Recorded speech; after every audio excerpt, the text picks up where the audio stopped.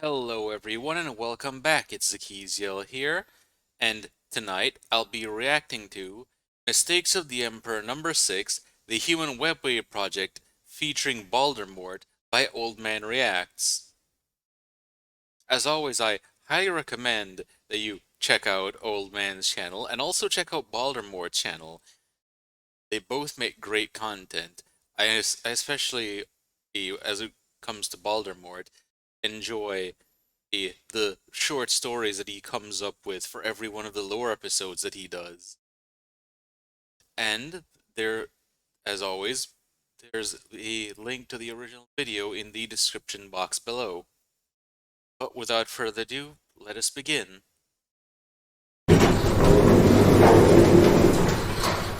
Hold the lift. Good evening, First Officer Keegan. How has this Emperor blessed day been for you? Nothing but barrels of sunshine and amasec, dear sister. Deck 6, Sector 85, if you'd be so kind. I just got out of my daily briefing with our dear captain, and the commissar came up. She is not exactly happy, but what else is new? Captain Verletta? She seemed in good enough spirits last time I spoke with her. Spirits are the operative word. Huh? Don't worry about it. She definitely doesn't. Ah yes, spirits, considering how much she drinks. That datapad is written in all capital letters. Is that the way you normally write memos? No. Strange. At the end of the day, I prefer to write down what's said in the way it's said. And since I can't paint the words on the side of the ship, this is the best thing. Do you mean she yelled at you? Something of an understatement. Yelling for her is somewhere between a whisper and writing a note for most people in terms of volume. Ever heard of the noise marines? Yes. Ah, you get it then. I'm on my way to see the commissar. Is he in a good mood? Ah, so the captain, she has her yelling voice must be akin to a Noise Marine's Blast Master then. Maybe someone should try using her as a siege weapon when she gets proper angry. I do believe so. Not for long. Why? Captain Varletta has given me a message to relay, primarily because she can't seem to remember how to use the Vox. I am to inform him of the captain's displeasure. Oh, First Officer, it certainly can't be as bad as all that. You are the boil on the armpit of humanity. You're about as interesting to listen to as the last post binge. It's that bad. Thrilling, in fact. It's going to be great in my autobiography, next to the 4 or 5 times a day I clean up her vomit from the chair she either sleeps, slumps, or gets sloshed in. Be nice if she did something commanding every once in a while, but beggars can't be choosers. I get the idea you don't like it on this ship, Commander Keegan. You're the You don't say. first officer of a Dauntless-class destroyer. What can be so bad? Let's put it this way. I have dreams of herding cats. They are wonderful dreams. But I don't have someone who smells like a bum, who got lost for 5 years in a liquor factory yelling in my face about things that are her fault. And I don't have random people showing up uninvited to, quote, visit the commissar. Is that going to actually wait, was that them entering or exiting a warp translation, or was that a warp portal through which potentially Araman or Perturaba was going to show up? I demand. Oh, Hello, noble blood raven. Speak of the devil. Oh, it was Araman. First Officer Keegan, is the reliquary locked? You're assuming we have anything worth stealing. You're not wrong. excuse me, I think I'll just be going this way. Oh, my itch. Glorious to see you, sister. You seem ill, noble Astartes. I wonder what's up with Araman right now. I wonder if it has anything to do with him, well, wrenching that space wolf's soul out of the warp to bring him back to life for the previous episode. Why are you trembling? And where did you come from? Well, you know, I, Dust everywhere. why am I in an elevator? Tell me, noble space marine, why does our lovely sister think you are a blood raven? You're not a blood raven? Dear Oh sister, no. this is Isaac Adaman. Ari what? Ari man? Run. It excites me. Oh no. Elevator. That sounds like a you problem.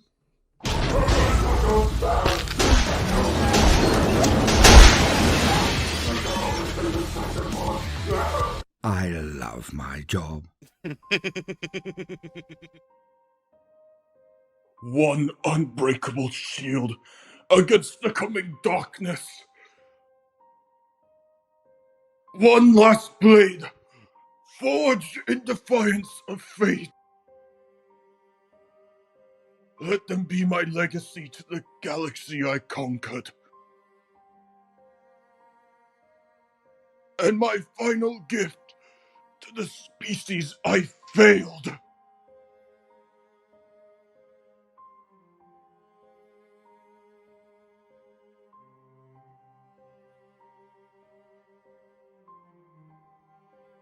It was said that the Thunder Warriors died in a glorious final battle, the last battle of the Unification Wars, charging the final enemy stronghold in a valorous and beautiful final act that cemented the rule of the Emperor beloved by all. The last Thunder Warrior alive, with his last breath, erected the banner of the lightning bolt at the top of the mountain, his duty done, and in death the noble Thunder Warriors now rest. It is a beautiful story about the final act of a breed of warriors that had won the Emperor Terra, and then firmly allowed humanity to take its first steps towards the stars in over 4,000 years. And a nice bit of propaganda that as well, considering that that story is a lie, and meant to make the disappearance of the Thunder Warriors into some heroic tale. That story is a lie. A beautiful lie to cover a hideous truth. The truth is that all the Thunder Warriors who were left after the conquest of Terra were gathered for an assault on a hill that was barely worth defending. To the Thunder Warriors, it was to be a symbolic gesture, an easy victory, but a symbolic one. As they charged the hill, they were already cheering in victory. They never noticed that the Golden Warriors of the Custodes and the first few Astartes of what was become the Black Angels had completely surrounded the hilltop that they charged towards. As they mopped up the meager The Black Angels. Is that what the Dark Angels were originally called? defenses and began to celebrate, the word was given.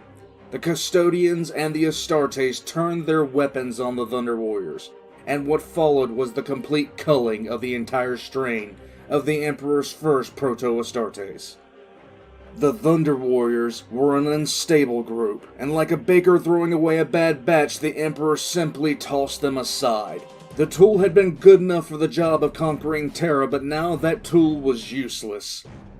Rather than trying to save those who had been the workhorse behind the Unification Wars, the Emperor chose to eliminate them, and then lionize them forever. The story of the last brave charge of the Thunder Warriors was told, and then repeated, and no one who was actually there ever spoke of it again. The few times one of the Thunder Warriors was actually sighted after escaping the genocide of their genetic strain, they would be instantly hunted down without pity or mercy, lest the truth of what actually happened be revealed. Secrets such as this, were they to be discovered in the early days of the Imperium, would have had instant and dangerous results. It is not a stretch in any way to say that certain Primarchs, upon finding out the truth of what happened to the first tools of conquest the Emperor had, would have instantly rebelled out of a sense of self-preservation. If the Emperor had Yep, and also there was also the theory that the Emperor was going to eventually get rid of the Astartes as well, similar to the Thunder Warriors, once the Human Webway project was complete and the Imperium was free from, for the most part, from the predations of chaos. Because, you know, the whole thing where the Emperor had been setting up systems and organizations that would take over for essentially running humanity and the Imperium, without his direct intervention, if I remember correctly, such as the Imperial Senate and the Solar Auxilia. To order the eradication of those who had conquered Terra, what would stop him from doing it again? To any who would say the Emperor wouldn't have done this, we already have examples in the 2nd and 11th Legion. I say all of that to say this. When a secret needs to be kept, there is always one thing in common. There is always someone who must never find out what only a few actually know. With this in mind, I will now tackle one event that is always brought up when discussing the mistakes that the Emperor made. It's one of the most memed about events that happened in the Heresy, and from the outside it causes the most confusion and downright bewilderment from most fans of the universe. But what if I told you that the single greatest mistake the Emperor was said to have made was never a mistake at all? What if I told you the truth? That if the wider Imperium ever learned of what the Emperor intended, the Imperium would have ceased to exist in its current form almost instantaneously. I'm speaking, of course, about the Human Webway project, the single greatest gamble in humanity's history. For an unknown amount of time before the Emperor began even crafting the Primarchs, the Webway project was front and center in his plans. Yeah, with him mentioning it's a gamble, that also makes sense when you consider the fact that wouldn't the Human Webway have connected into the Eldar Webway, and which was, well, ancient and was constructed originally by the old ones? Because well, in inside the Eldar Webway, you have both. Well, actually, not just both, because it's more than two. But you got the Drukhari running about, the Craftworld Eldari. Then there's the Corsairs, and of course the Harlequins, like all running around in there. Not to mention that there's a few types of native warp fauna that live within the webway, such as the warp spiders. And there's a good chance that humanity could have had some problems with, them entering the webway, especially considering that there was also parts of the webway that, due to, well, they fell into disrepair after the fall of the Eldar Empire, I've heard that the means to actually maintain the webway has been, like, that knowledge it has been lost to the Eldar, and thus that the webway itself is degrading, and, well, Komarov has been using blanks locked in cages to try and keep the demons from entering through the holes. In the grand scheme of things, the Webway project was always the most important to the Emperor, greater than the Primarchs, greater even than the Imperium itself, just because of what the completion of the project would allow. For the Emperor, it started in the ruins of a city dating extremely far back into the Dark Age of technology. Inside the ruins of this city that sat in a desert in modern-day Asia was the first piece of technology he would soon modify to use in the Webway project: the Golden Throne. When most people picture the throne in their mind, they picture the Emperor sitting on a literal golden chair. The truth of the matter is that the apparatus of the Golden Throne sits on top of a massive warp gate. In fact, the warp gate is so tall that a Warhound Titan could comfortably walk through it upright with no danger of clipping the sides or the top. The area in which the Golden Throne sits would again be the size of your average NFL stadium, large enough to fit the entirety of the apparatus of both the warp gate itself and the Golden Throne, as well as at least 6 full companies of Space Marines and every bit of support gear they could possibly need, as well as vehicles. That is huge. If I remember correctly, also, way back in like first edition when it was Rogue Trader, where the golden throne that the Emperor was on was like this weird like dome-shaped machine, and only his head was poking out of it. And the man, he didn't look like a skeleton like he does now. So instead, he looked almost like a zombie or a mummy with the way his skin looked, desiccated and all, and that. All of this was underground beneath the Imperial Palace. The planning and execution of the Webway project was carried out entirely in secret, and the only one who actually knew of it that was allowed to actually leave the project site was none other than Malcador the Sigillite. An entirely new order of the Mechanicus was created by the Emperor himself, named, quite poetically, the Uniters, who worked tirelessly on the project. As the Great Crusade expanded, part of the process was the search for more technology to be used in the development of the Golden Throne, leading to discoveries such as a less powerful version of the Golden Throne known as the Dark Glass. The Dark Glass apparatus was used as the testing board for all the technologies that would later be installed in the Golden Throne itself. I also wonder, if, well, rather, I assume that the Uniters are the tech priests who are responsible for, in some way at least, attempting to maintain things such as the Golden Throne, even though, they don't exactly have the knowledge to, say, make replacement parts for components that have been breaking down in it. Unable to duplicate the psychically neutral material that the Webway was made of, the Emperor opted for a cruder but effective approach. The Unifiers would use warded materials to create the tunnel to bridge the cradle of humanity into the Webway.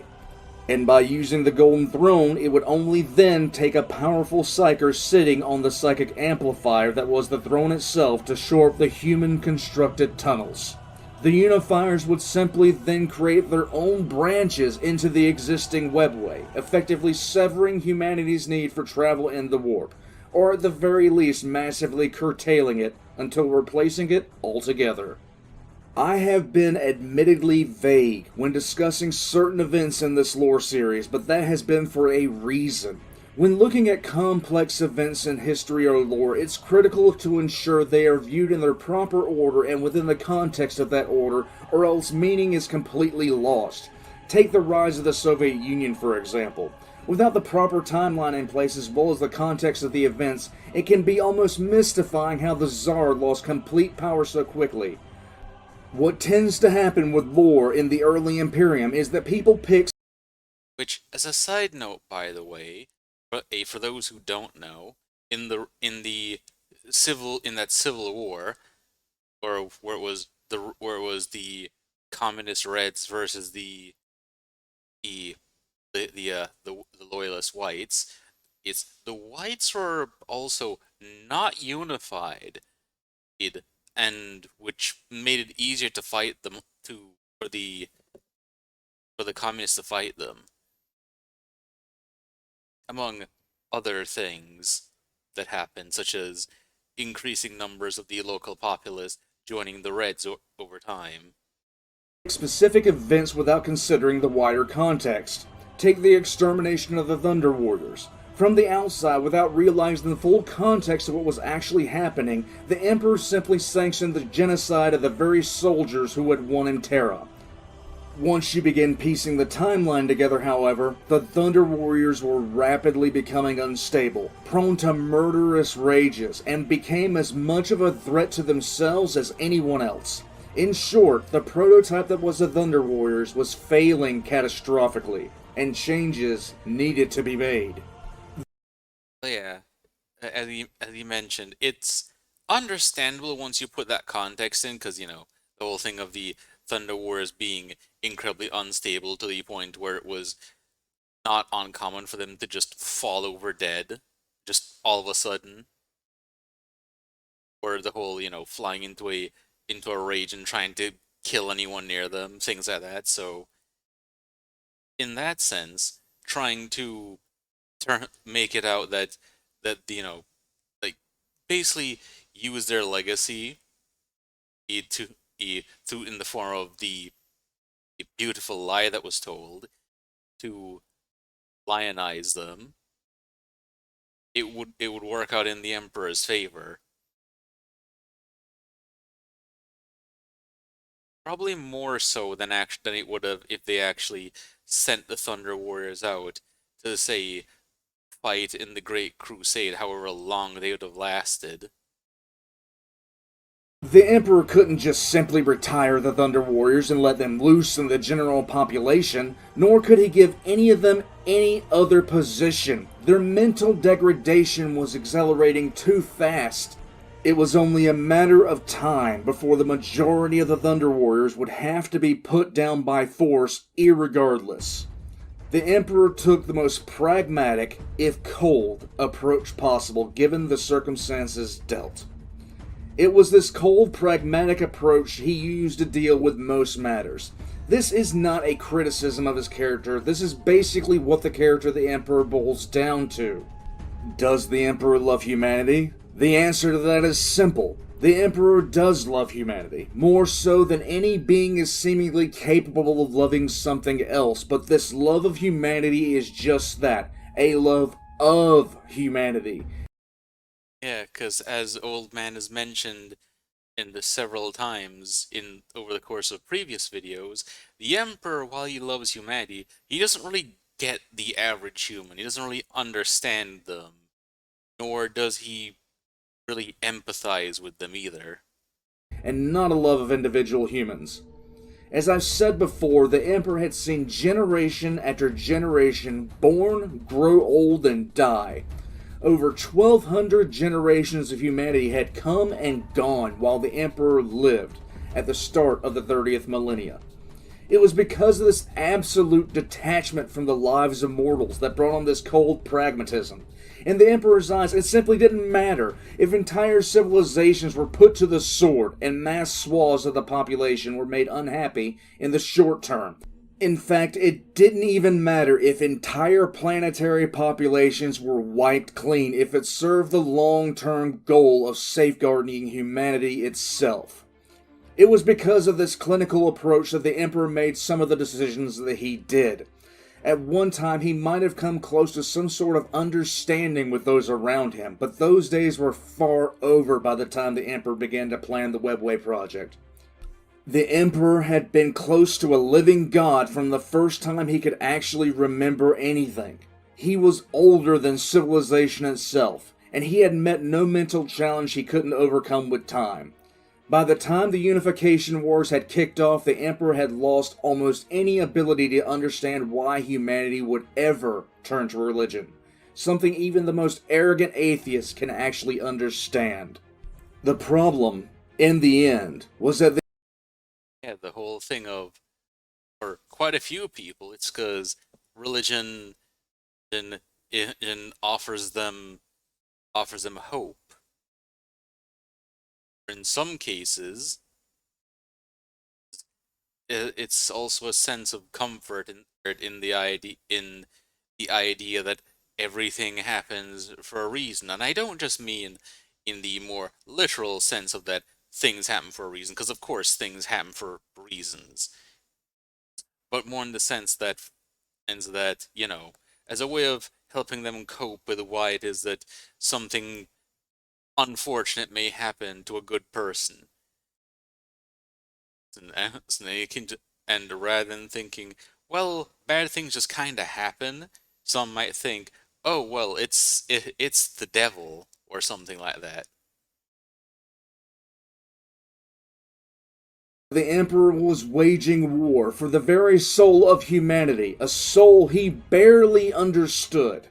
And he was fighting this war against four beings that understood humanity better than humanity will ever begin to understand itself.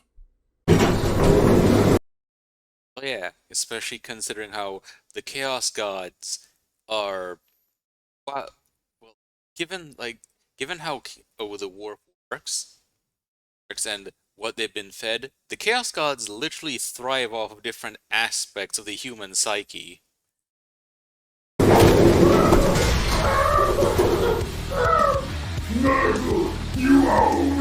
I haven't given you your proper blessing, noble Space Marine. Commissar, your friend Araman is here to... well, apparently he's here to get brutalized by an angry sister of battle. I'll just be having a seat here. Why? Because I'm sitting down here, I'm not sitting up there. And in my position, I'm in need of some cheap entertainment. Alright, but I'm doing a Voxcast. Watching Araman and get savaged by the weasel Sauritas. Don't worry. I'll be quiet as a purple orc. I'm not saying it. Oh, come on. It'll be fun. No. Spoil sport. So let's actually answer the one question, the most asked question when dealing with... Well, as the saying goes, was no one's ever seen a purple orc. anything the Emperor did wrong. Why did the Emperor not tell his sons, not even Horus or Magnus, about the Webway project? The answer to this comes from the one thing the Emperor actually did understand better than anything else: power.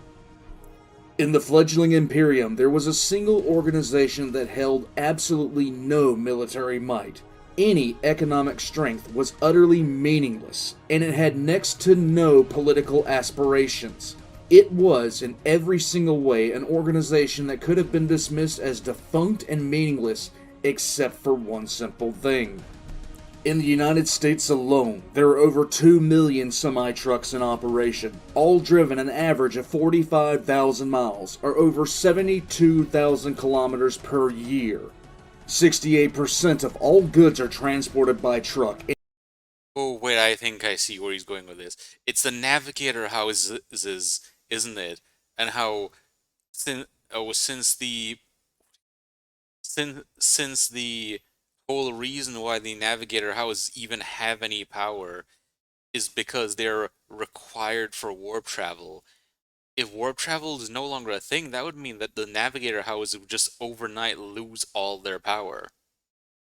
And that would actually probably cause us, well, potentially open rebellion. Because if it's one thing that's quite common, it's that people in power definitely don't want to relinquish it. And if you were to average out the weight of goods delivered, it would average out to over 60,000 pounds for every American alive. If, for any reason, the trucks stopped moving, it would only take a day for hospitals to run out of basic supplies, and the mail service would shut down nationwide. Fuel shortages would begin to immediately appear. Manufacturers that operate within a just-on-time model would begin to fail. Within 3 days, almost every major city would begin to experience food shortages. Banks wouldn't be able to process transactions. Within only 2 weeks, the clean water supply in most cities would be completely gone. These timetables do not take into account population panic in the face of whatever event led to this. Most cities, bereft of the constant supply, would devolve into absolute anarchy within days.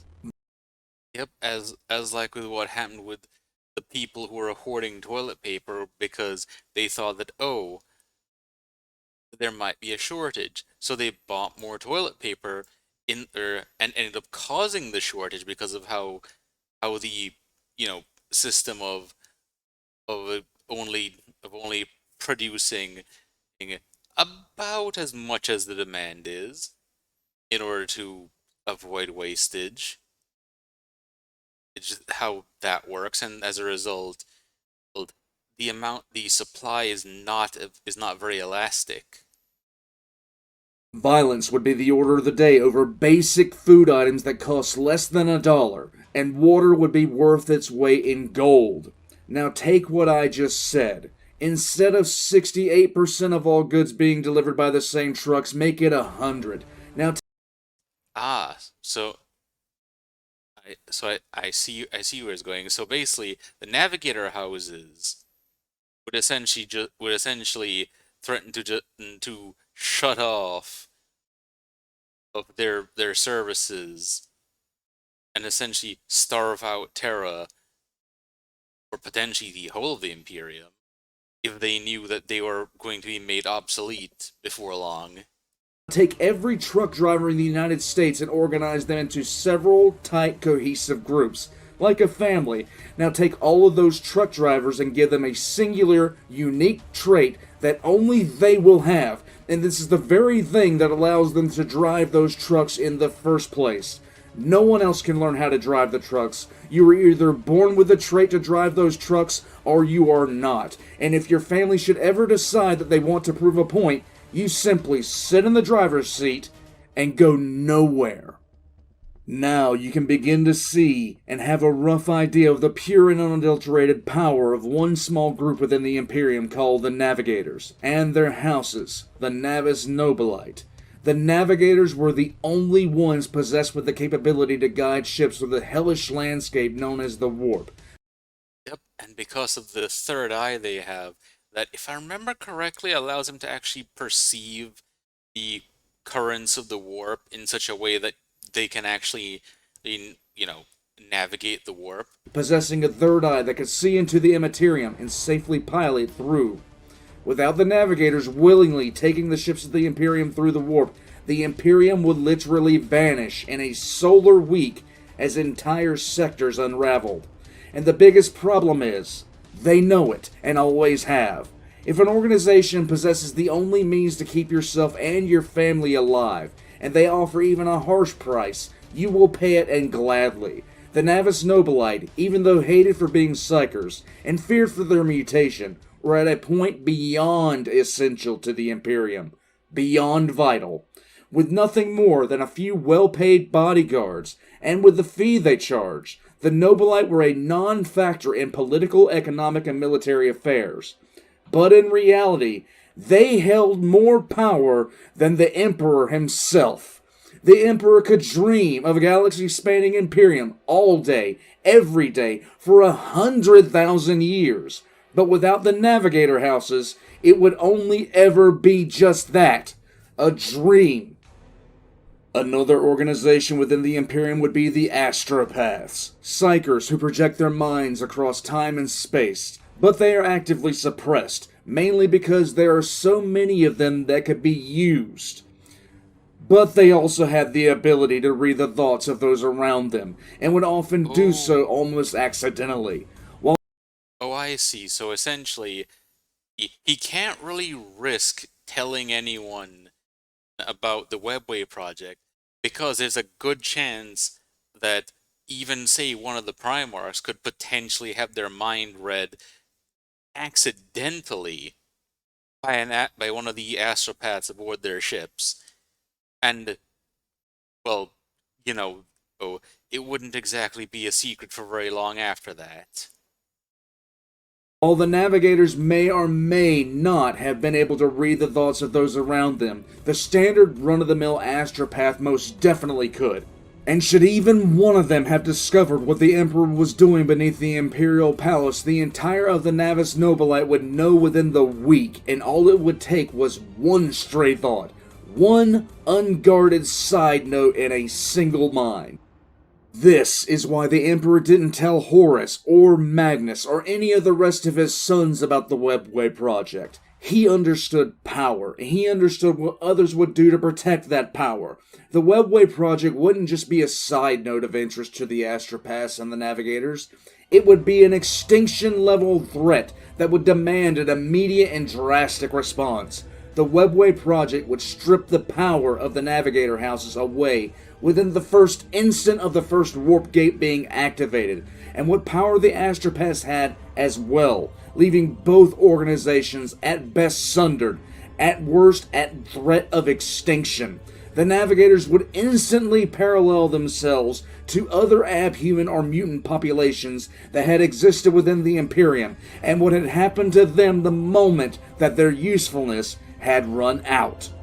The Thunder Warriors who won Terra, extinct. the Selenar who had mass-produced the Astartes, all but extinct. The Astropaths themselves were brutally conditioned to prevent the danger of one of them turning rogue, with the possibility of being rendered completely obsolete at worst, or having their power halved at best. The Navigators would have only one choice in front of them.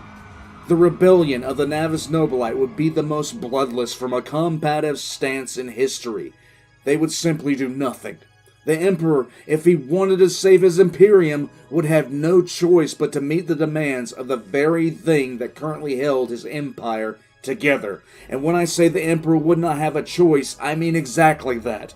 Unlike any other organization that existed, there was simply no backup plan or fallback in the case the Navis Nobilite stopped working with the Imperium. And again, the Navis Nobilite knew this very well.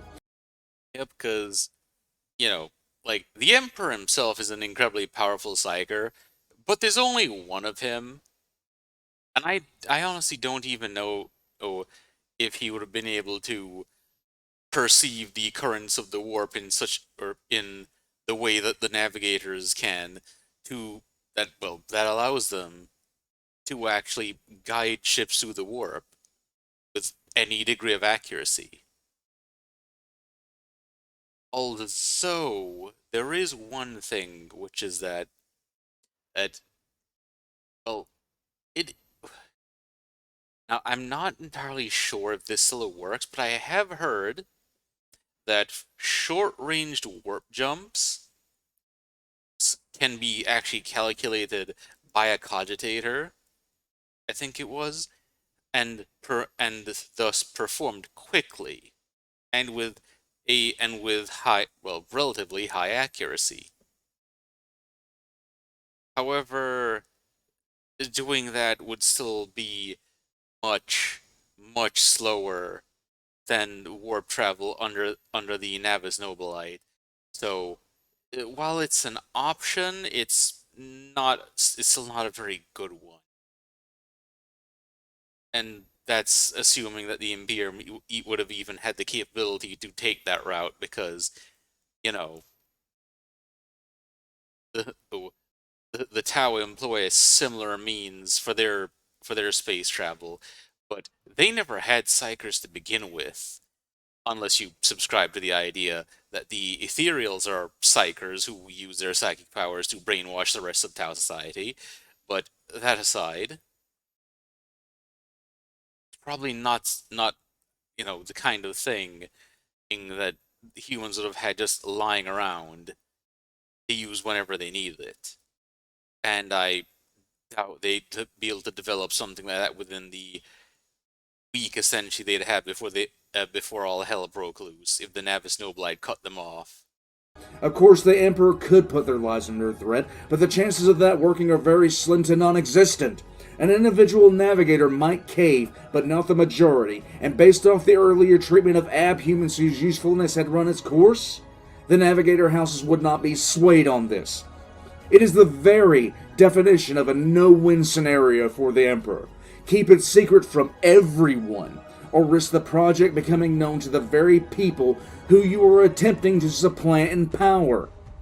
Killing them is not an option if they rebel. Threatening them is pointless, because if you get what you want, they will probably just die anyway. At the point the Navis Nobilite finds out about the Webway project and it becomes a serious threat, the organization would throw the only card that it had to play.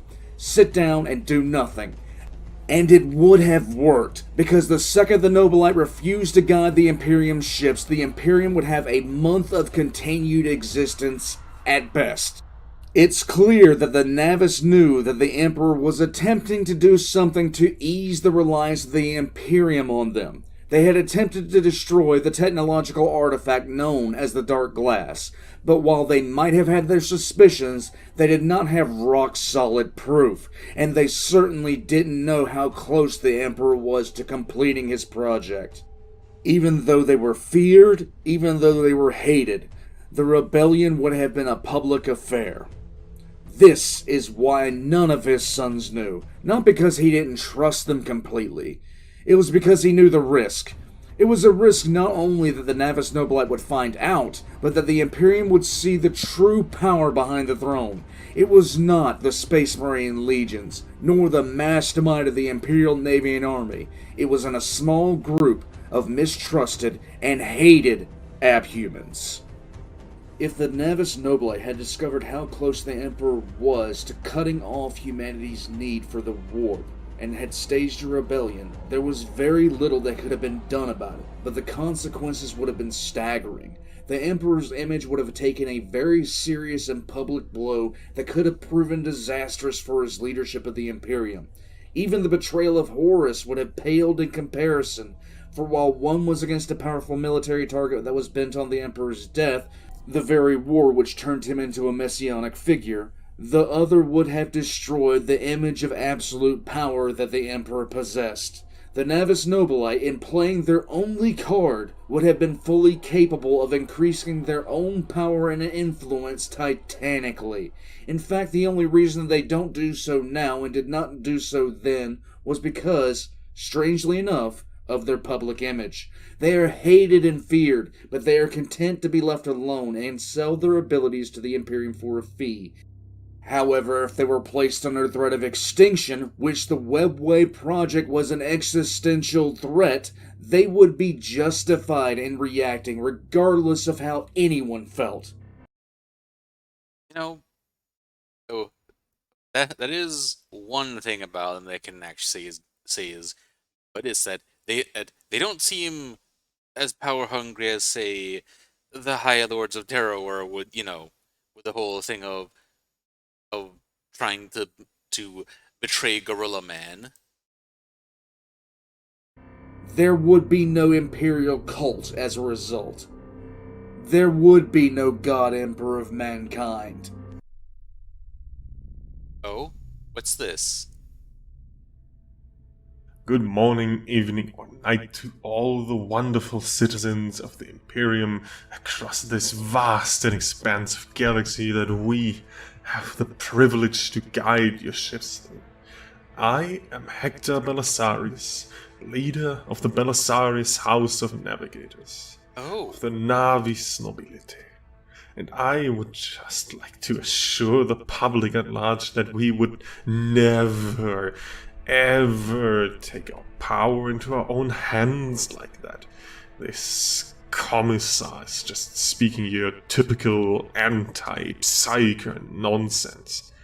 The Navigator houses would never, ever stop bringing food and water to all those billions of very hungry and very thirsty citizens of this glorious Imperium if the correct fees weren't paid. And you didn't give us the respect we deserve. No. As far as us having more power during the Great Crusade than even our glorious God Emperor, pure lies, my friends, pure lies. We are but simple people who enjoy plying our gift for the betterment of all mankind. and of course a quote-unquote modest fee, so they can live in luxury. Continue to do so forever and ever. And don't you ever forget it. Ah yes, One This- Primarch did find this public relations message brought to you by the Navigator houses. out about the Webway project on his own, or at least he had an educated guess. I covered the destruction that Magnus had caused in my last Voxcast on this subject, but what I did not cover was the effect it had on the Emperor himself, besides his confinement to the Golden Throne.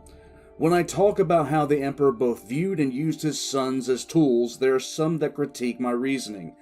Often it is cited how the Emperor behaved in the later stages of the Crusade. He was sentimental, and he was often portrayed as downright merciful and loving. How can a man who viewed his creations as tools be at the same time the same emperor that began expressing such hopeful pining that his son would return to his side? Alright, who's calling me on the Vox? Commissar, First Officer Keegan? Could you come down to the 12th cargo hold, please? Does this concern the What do you space... think it concerns, Commissar? Very well, be down in a bit. I've said this in a previous Voxcast, but it's appropriate here, so I'm going to repeat myself. It is said that when you make a profound mistake, or in this case mistakes, there is a moment of clarity that roots you into the place in which you stand, a moment that shocks you to your very core. In that moment, you understand that you have erred, and now you will be made to pay for your mistakes.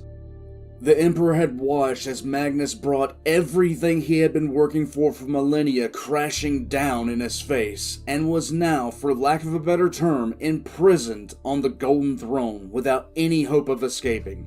For months he hadn't slept or even rested, his entire will bent toward holding back the tides of demons that could spill through if he stopped for even a moment.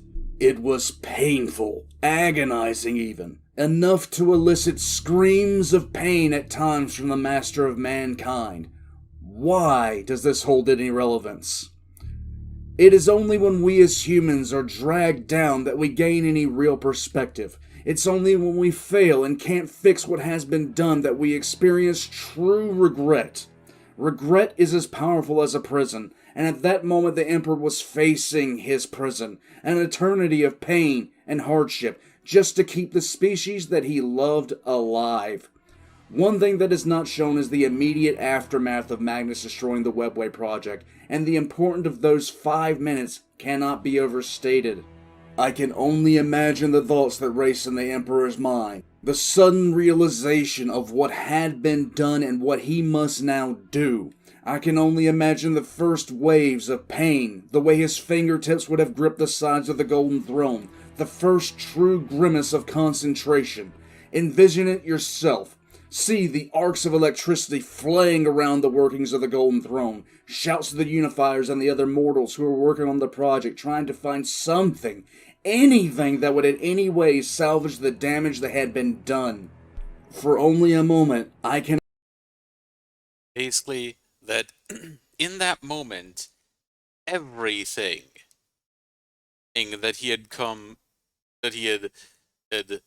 so close to achieving, that he'd been working on for so long, had come crashing down.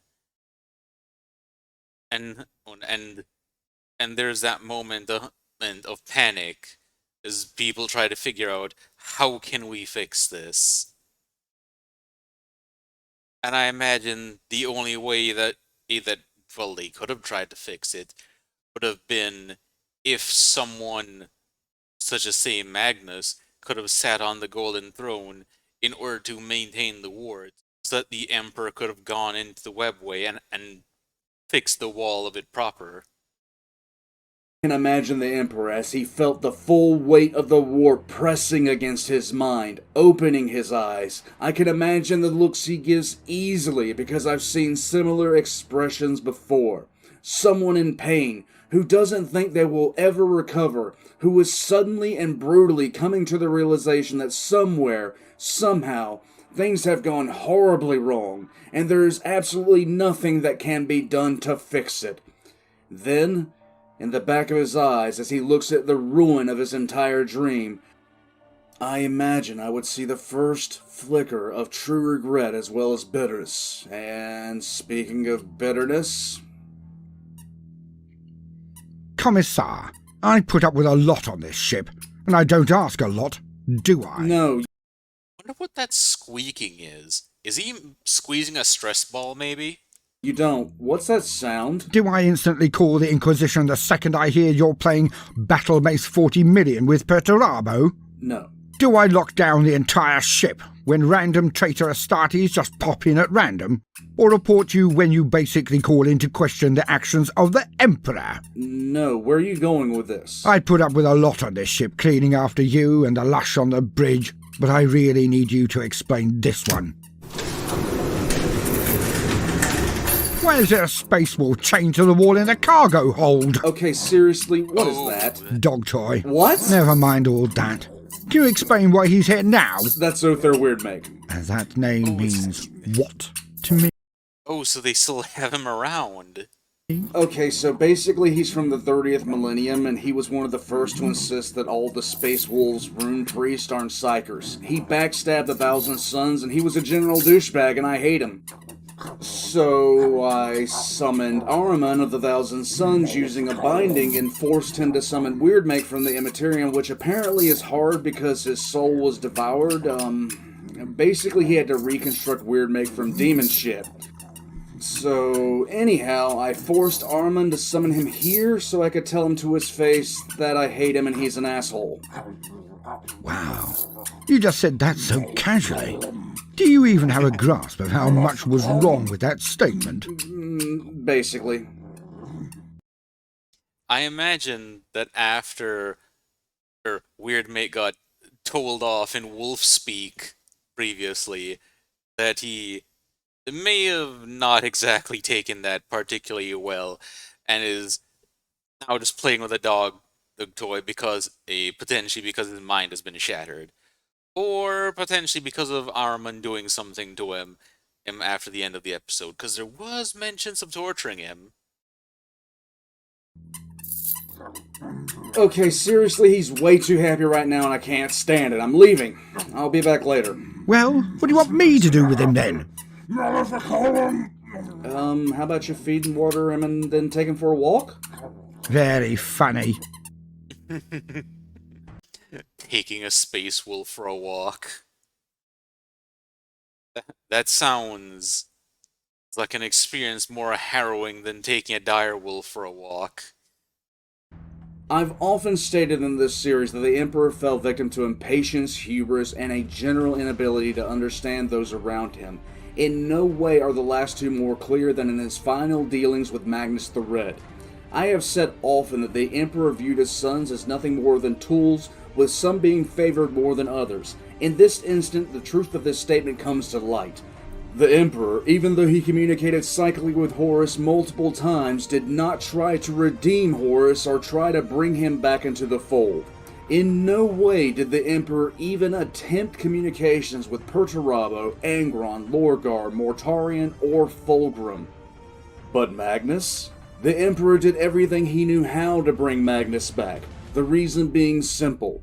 Of all of his sons, Magnus was the one and the only one who, at any point, could have salvaged everything that had been done to the Webway, and thereby, the Imperium. The Emperor laid out a path only someone such as Magnus could actually see, and guided him unwittingly into the throne room of the Imperium, revealing himself to his son psychically at first, speaking to Magnus in the only way he really still could.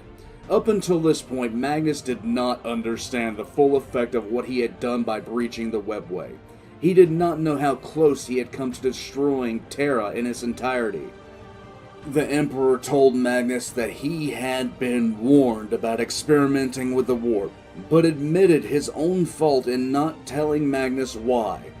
Magnus was told to his face that the Emperor knew there were places that should not be gone to and lines never to be crossed, and had warned Magnus about it, and all that warning should have been enough. Even when literally negotiating for the life of the Imperium and himself, the Emperor could not empathize with his son, his most inquisitive son, on whose shoulders the Emperor could have placed the future of the Imperium. Magnus destroyed the psychic projection of his father and ascended the Golden Throne, and was prepared to kill the Emperor. At this point there was no one to stop him, and Magnus' spear was prepared to simply stab forward. He, more so than Horus ever was in a position to kill the Emperor as he sat unable to defend himself on the Golden Throne. At the last moment, Magnus broke, unable to kill his father, pain and regret overcoming the desire to kill his creator. The only guardian of the Emperor able to stop Magnus, Vulcan, was too far away to stop Magnus from executing the Emperor, but that moment gave him the time to get to the Emperor's side. The reunion of Magnus and Vulcan is a tearjerker, to be honest. Magnus doesn't know how to even approach Vulcan, believing the Primarch of the Salamanders could only see him as a monster. Now give me a hug! No, keep back! I have no idea why you're so friendly given everything that's happened, but this is obviously a ruse. I got nothing but friendliness for you because you are my big friendly big brother friend. But come on, guys, it's Vulcan. Vulcan loved his brothers. And as they spoke, Magnus... Yep, and Vulcan is one of the nicest of the Primarchs, you know, especially considering that he actually cares about the average human in some capacity. Although, still, definitely don't fight the Salamanders. Burning is not a quick way to die. It is horrifyingly agonizing. Magnus's resolve slowly faded. The Emperor then communicated again with Magnus psychically. It was in this psychic communication the Emperor made Magnus an offer that simply no other Primarch had received. Forgiveness. Ah, yes. The Emperor showed Magnus the history of humanity, the growth and collapse of civilizations, the growth of industry, warfare, and time again how humanity had almost destroyed itself. Magnus witnessed firsthand the first age of space exploration, the expansion of humanity to its first golden age. Then he saw Old Night, the rise of the techno-barbarians, and finally he saw the rise of his father. He saw the Imperium form, the expeditionary fleets launched before he had even been found. Magnus waited for everything to go wrong as it was currently going wrong, but it didn't. He watched as Horus led the crusade to the edge of the galaxy, raising the banner of humanity on the last world to be conquered. Oh, so he's showing Magnus what his vision for humanity was and how things should have gone had everything, well, you know, gone according to plan. And Mom of the Year, you know, if she hadn't sent all the kids, it's into the void. He saw his homeworld of Prospero, new cities that in his mind could have only been built by the mind of Perturabo. He was then shown himself sitting on the golden throne of Terra, serene and calm. Magnus asked his father why he was being shown this, that the future was destroyed in this vision, to which the Emperor only told him that not all futures were gone. The Emperor offered him complete forgiveness and a place back at his side, and even more. Magnus was offered command of an entirely new legion. A legion that was free from the taint of the flesh change, the very thing that had almost destroyed the Thousand Sons in the first place, and the very thing that caused Magnus to make the deals with Tzeentch that he had made. For Magnus... Yep, the deal that cost him his right eye. This was almost too good to be true. But at the end of the day, there is one constant in every... And his soul as well.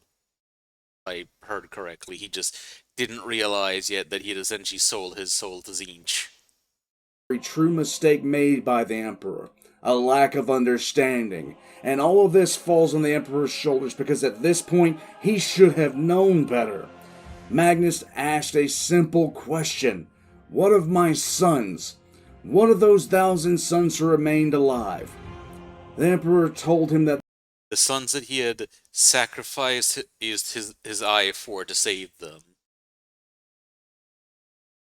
And who he cared about, even though at times at times, you know, from what I've heard, things get a bit weird, but then again, a lot of writers trying to write the same character, and consistency is, from what I've seen and heard, been an issue at times. They were beyond saving, and they would have to be purged. The Emperor, who knew Magnus had sacrificed and eventually turned to Horus to save his sons, had just asked Magnus to betray the ones that were left alive. The Emperor had just made Magnus an offer that he could never accept. This mistake, in the end, makes almost all others pale into insignificance, because Magnus was fully on board, and in reality the remaining 1,000 sons, while tainted, could have been useful to the goals of the Emperor. While the story of Angron has the most clear signs of the Emperor being oblivious to the basic drives of others, this part simply drives that point home 1,000-fold. The horrible thing was it was simply too easy to avoid, and at any point the Emperor could have asked Vulcan or even Dorn if Magnus would have accepted that price, and both would have told him it would be too much. The Emperor, if he had actually taken a moment to consider his stance and seek outside opinion, would have turned Magnus back to his side. He would have. Yep, but unfortunately, the Emperor, or as Old Man has mentioned in the previous videos, the way he sees things, where essentially it is his plan that has to be followed, and there's not really any room for negotiating. Yeah, that kind of mindset causes problems. Have secured the Webway project and the future of humanity, and Magnus would have probably accepted the sequestering of his sons if it meant keeping them alive. Magnus himself would have returned to the Imperium at the head of a new legion that was as psychically gifted as 1,000 suns, but without the dangers of the flesh change. But instead, the Emperor asked Magnus to do the very thing which would drive the final nail in the coffin. The Emperor asked Magnus to kill and betray his own sons, 2 of which were, at that very moment, fighting to protect Magnus as he spoke with the Emperor. Stupid! You're so stupid! Magnus turned to Vulcan, motioning to 2 of Vulcan's salamanders, and asked if Vulcan would ever sacrifice his own sons. Vulcan, being of the same mindset as Magnus, told him no. It was at that point that Magnus tried to kill the Emperor again, only being stopped by Vulcan himself while the Emperor sat motionless and helpless on the Golden Throne. As the fight continued and the numbers turned squarely against him, Magnus finally turned fully to Tzeentch, embracing the Chaos God's offer of demonhood. Whisked away by the very power that was currently keeping out the other demon Primarchs, Magnus left the Emperor sitting on the Golden Throne. What could have been the single event to save the Imperium had sealed its fate, and it had all come down to the Emperor making a demand he didn't understand the consequences of. Rogel Dorn would have known perfectly well that Magnus would not betray his sons. Leman Russ could have told the Emperor the same thing, and Vulcan was preparing to defend the Emperor even as Magnus asked him if Vulcan would be willing to betray his sons. Any one of them could have told the Master of Mankind the truth, and would have done it gladly, but it's not clear if they were even asked. And even if they were, it's clear that their words were not heeded. It would be easy to chalk this up to a writer putting themselves into a corner and needing something to get them out, but this is the Emperor of Mankind's character that we have witnessed on multiple occasions. Yep. The whole thing of not really having any consideration for individuals and their goals or desires is because his thinking is, as was mentioned earlier in the video, more to humanity as a whole. The Emperor had sacrificed his sons. He had sacrificed the Thunder Warriors. He had sacrificed billions, if not trillions of lives, including 2 Primarchs, 3 if you include Angron, in the pursuit of his goal of a unified humanity. He did view the purging of the 1,000 Suns as a regrettable act. Regrettable, but needed. To the Emperor, the Space Marines and even most of the Primarchs were nothing more than pieces on a board to be used and discarded if need be. But to the Primarchs, most of them in any regard, the Space Marines were their children, their blood, close advisors and confidants. If I remember correctly, wasn't it fairly rare for Primarchs to dislike their Marines? Like, I think it wasn't it I remember there was Angron and Conrad who they both disliked their Marines. In fact, Conrad hated the Night Lords because, well,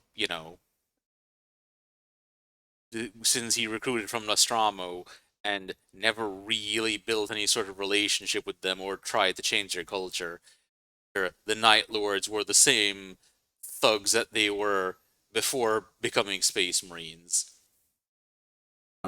If Magnus was as old as the Emperor and had seen as many generations of humanity come and go, Magnus would have accepted the Emperor's offer and sacrificed 1,000 sons.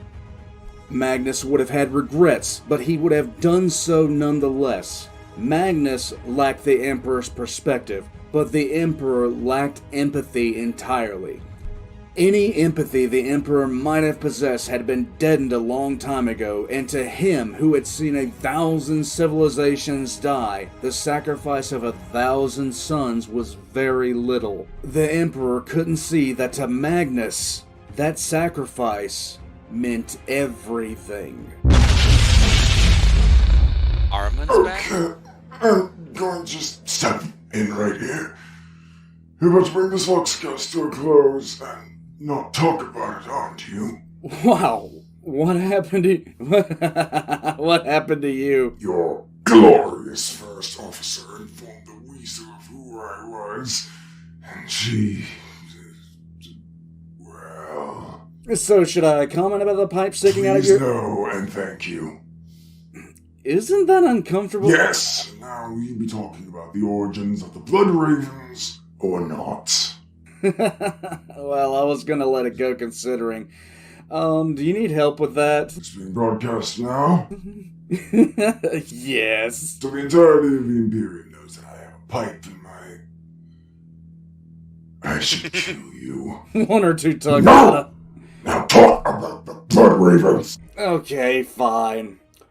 One of the more mysterious chapters as far as origins go has been the Blood Ravens chapter, a chapter that has held a high percentage of psychers within its legion. Speculation about the chapter has gone back and forth down the line, breaking down color schemes, heraldry, all the way down to their battle tactics and formations. Blood Angels, Raven Guard, Word Bearers, the 1,000 Sons were the usual suspects in the discussion. I like the fact that people mistook the Emperor, the quality for the Raven Guard. Amused me. I'll continue. Whenever a theory was put forward, it'd be debated. Over time, though, more and more hints dropped that the Blood Ravens were a successor chapter of the 1,000 Sons. From prophecies about ravens looking for their father, to heraldry, all the way to comments made in books and games. Over time, the amount of hints pointed a finger squarely at the 1,000 Sons, all but naming them as the parent legion of the Blood Ravens chapter. In my opinion, the Blood Ravens aren't a successor chapter to the 1,000 Sons at all. The Blood Ravens were meant to be the 1,000 Sons' replacement. No, that would make a lot of sense. Especially since the Emperor did mention having a replacement for the 1,000 Sons from Magnus' command. So without Magnus to take charge, if those replacements were just let loose as a chapter in and of themselves, I'd never really thought about it that way, actually. Technically, I can still call them brothers because, well, they are. When the Emperor was making his offer to Magnus, one of the things that Magnus was offered was command of a new legion free of the flesh change. A legion that would share its Gene Father's proclivity for psychic potential, thirst for knowledge, and in many ways his quest for understanding. In the end, there is one major criticism left of the Blood Ravens as a 1,000 Sons successor chapter, and that's the flesh change. With what the Emperor offered Magnus, as well as all the other hints, references, and almost outright declarations, the matter for me is settled. The Blood Ravens were not ever a successor chapter, but the starting of a legion to replace the damaged and flawed 1,000 Sons, with Magnus as its father. Okay, no! This conversation will stop now! I, Brother Raziel of the Blood Ravens, will not have my chapter sullied any further by this discussion. Speak of the magpies and they will appear. Commissar, I hope you locked the reliquary. I went there first, but that is not why I am here. I will not have you publicly shaming my chapter with these vague and inaccurate accusations of a traitor father. Our father is not Magnus the Accursed Red. Really now? Explain how my reasoning is wrong then. It's clear that the Emperor was talking about the Grey Knights. not some fanciful new legion. Every description of the Grey Knights speaks of their intense training and mental fortitude. And how do you know about the Grey Knights exactly? I found a book about it, but that's not important. We are simply not the sons of Magnus, no matter how you slice it. Oh, well then, tell me, who is your daddy? Son of Magnus says what? What? Bring fire! God, my ass! Speaking now, we'll use the Club of Shiza to eliminate you! Where did he get that pipe? Oh my god, how did he get that pipe? This is not a pipe. It is a sacred relic of my chapter, and you will cease your heretical claims against me and my brothers this instant. What'd you call it again? It's the Club of Shiza, a holy relic blessed by the Sisters Hospitaller in their struggle against the foulness of the Thousand Suns, gifted to us so that we may fight on in the Emperor's name. He literally just yanked that out of my ass. He never moved, and he stole my dignity.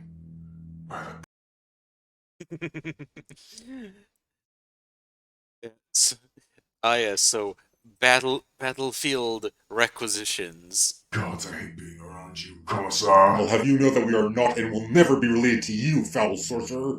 To say that all the hints and suggestions that we are sons of Magnus are true, plenty of Space Marines have a high amount of librarians. None as high as yours. Accurate. That's just a coincidence. We're also not the only ones who don't know who their dream father is. Consider it a blessing. Silence, traitor scum!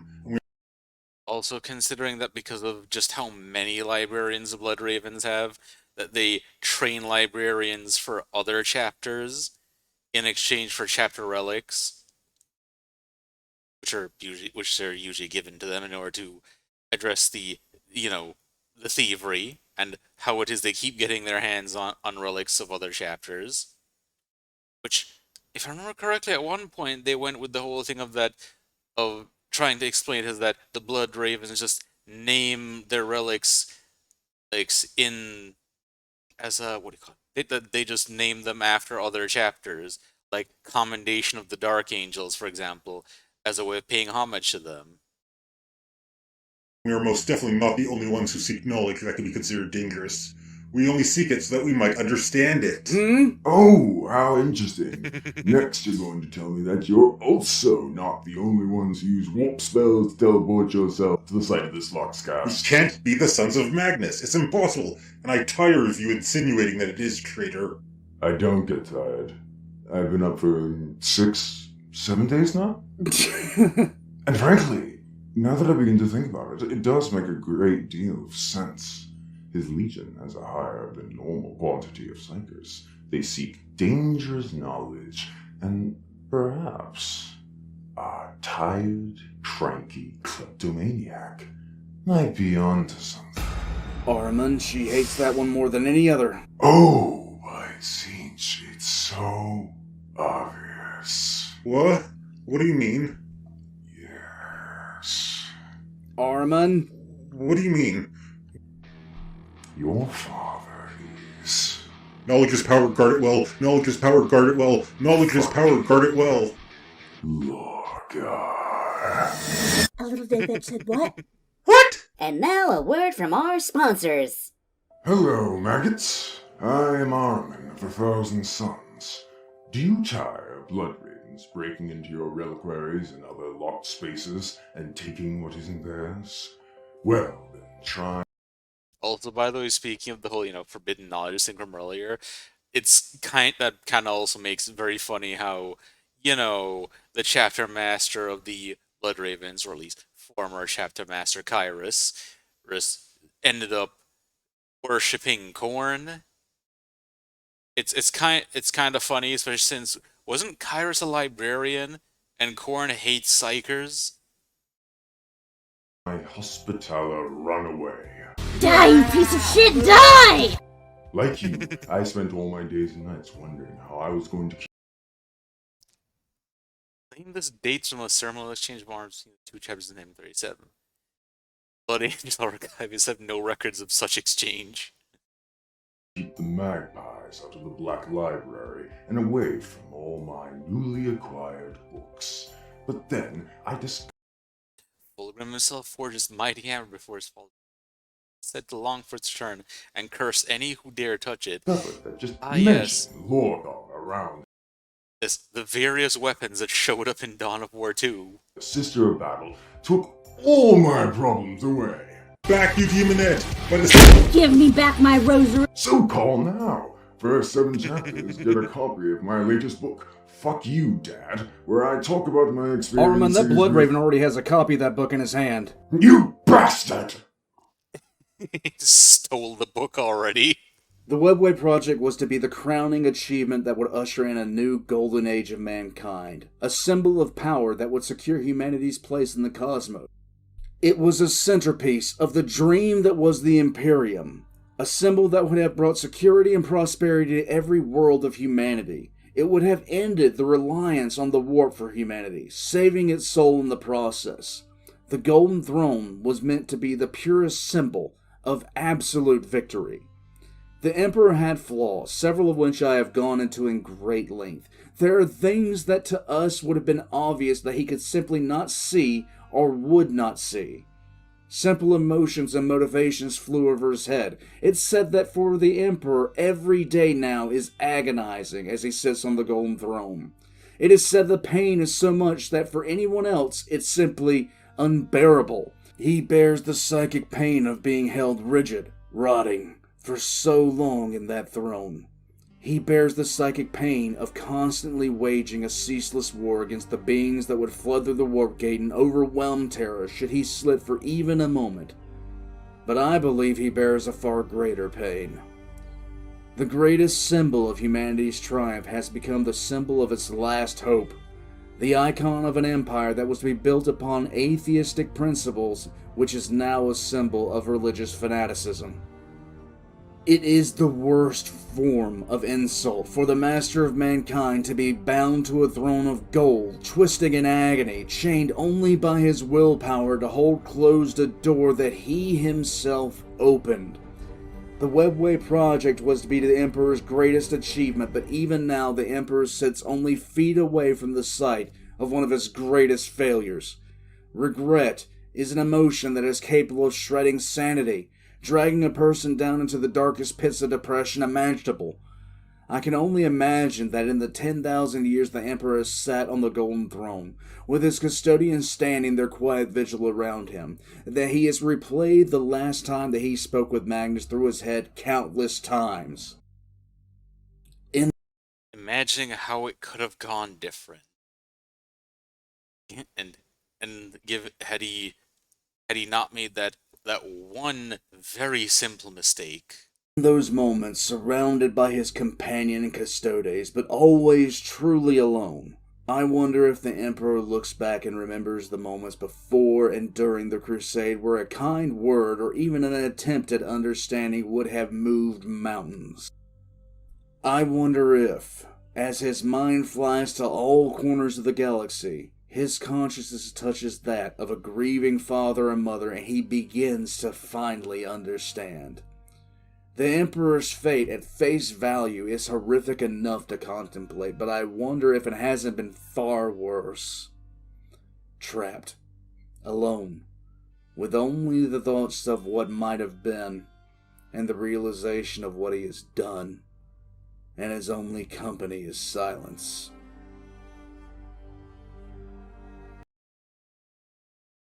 You know, considering what he's going through, or, not only did, as mentioned, Webway project failed, and how had he not made one simple mistake, that it could have been salvaged, and how he is, for 10,000 years, been unable to rest and must maintain constant concentration to prevent Terra from being flooded by demons. And then add on the fact that when you think about Lorgar 1, the Imperium worships the Emperor as a god, which is something he didn't desire. So with all that put together, it's no wonder that it's, well, I've heard it said that his soul is fragmenting.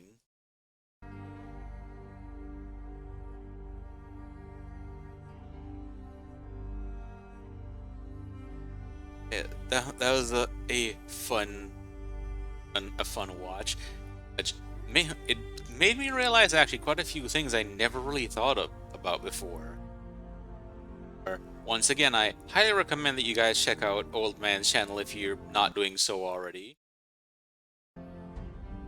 And also check out Baldermort's channel. So I hope you don't mind that I've been speaking a bit more softly this time than usual. I've been sick for the past week and yeah. Vox gas is finished. Thank you for keeping an eye on him, First Officer. Not to worry, old man. I never thought I'd get this one done. Hmm. Well, now I have other projects to work on. Well, no matter what, Commissar, do try to make some time for fun. Thank you, old man. I was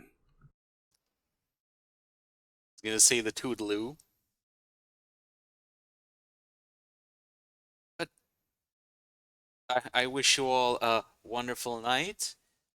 And until next time, ta-ta.